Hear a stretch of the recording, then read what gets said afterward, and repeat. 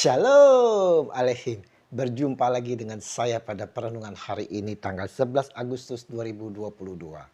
Sudahkah kita memberi senyuman dan sapaan kepada tetangga kita dan saudara-saudara kita? Mari kita awali perenungan pagi hari ini dengan tanda kemenangan kita dalam nama Bapa dan Putra dan Roh Kudus. Amin. Beri pengampunan yang tanpa batas. Bacaan liturgi hari ini diambil dari kitab Nubuat Yeskiel 12 ayat 1 sampai dengan 12 dan Injil Matius 18 ayat 21 sampai bab 19 ayat 1. Saudara-saudaraku yang terkasih di dalam kasih Kristus, kita semua saudara sering berucap, enak banget memaafkan dia. Sudah menyakiti, bagaimana mungkin mau memaafkan?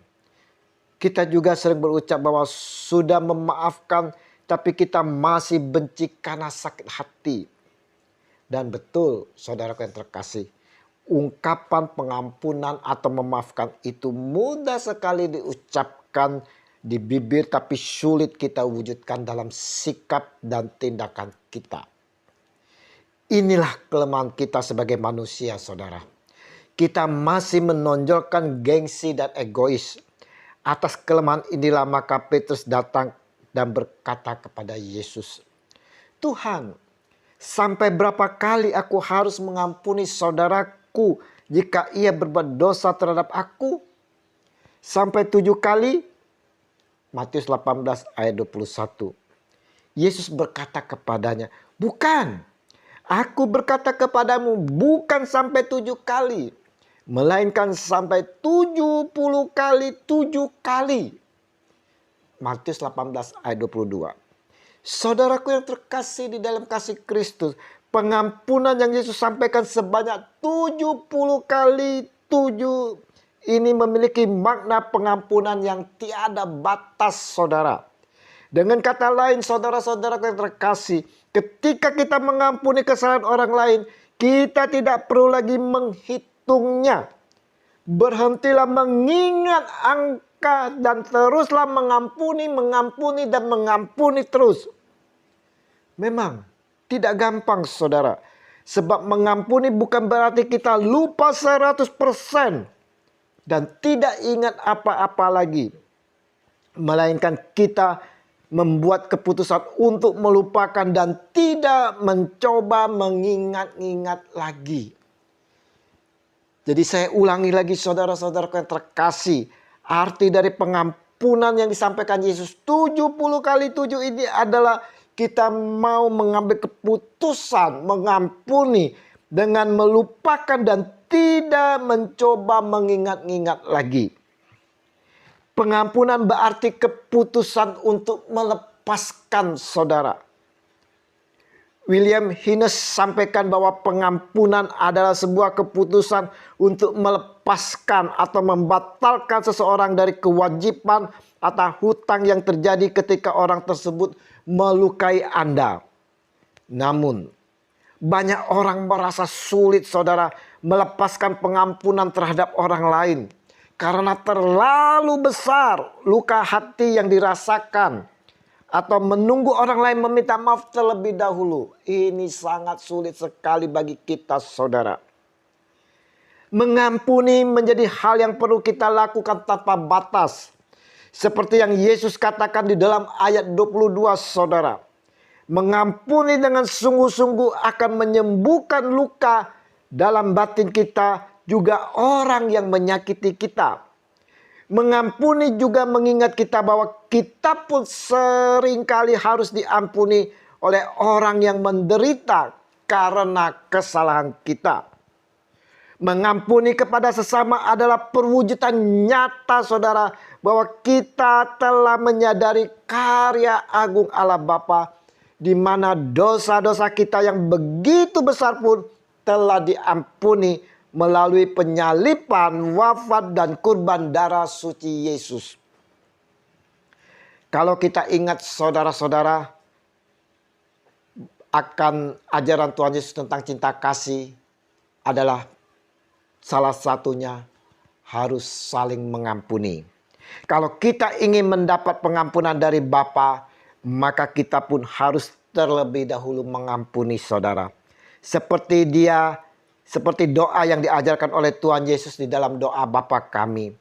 Dan ampunilah kami akan kesalahan kami seperti, saya ulang saudara-saudara, dan ampunilah kami akan kesalahan kami seperti kami juga mengampuni orang yang bersalah kepada kami. Matius 6 ayat 12. Kata seperti di sini saudara-saudara mengartikan bahwa kita terlebih dahulu mengampuni saudara. Kita mengampuni terlebih dahulu, maka Bapa di surga pun akan mengampuni kesalahan kita. Maka kalau tidak ada pengampunan daripada kita saudara, maka Bapa pun tidak akan mengampuni kita. Ingat apa yang disabdakan Yesus. Maka Bapakku yang di sorga akan berbuat demikian juga terhadap kamu, apabila kamu masing-masing tidak mengampuni saudaramu dengan segenap hatimu. Matius 18 ayat 35. Diingatkan pula oleh Sang Junjungan kita Yesus Kristus, saudaraku yang terkasih. Sebab itu, jika engkau mempersembahkan persembahanmu di atas mezbah, dan engkau teringat akan sesuatu yang ada dalam hati saudaramu terhadap engkau, tinggalkanlah persembahanmu di depan mezbah itu, dan pergilah berdamai dahulu dengan saudaramu, lalu kembali untuk mempersembahkan persembahanmu itu. Matius 5 ayat 23 sampai dengan 24. Saudaraku yang terkasih, kita bisa belajar melalui kehidupan Yusuf saudara. Orang yang memiliki pengalaman hidup yang teramat-amat pahit karena disakiti, dilukai dan diperlakukan jahat oleh orang lain.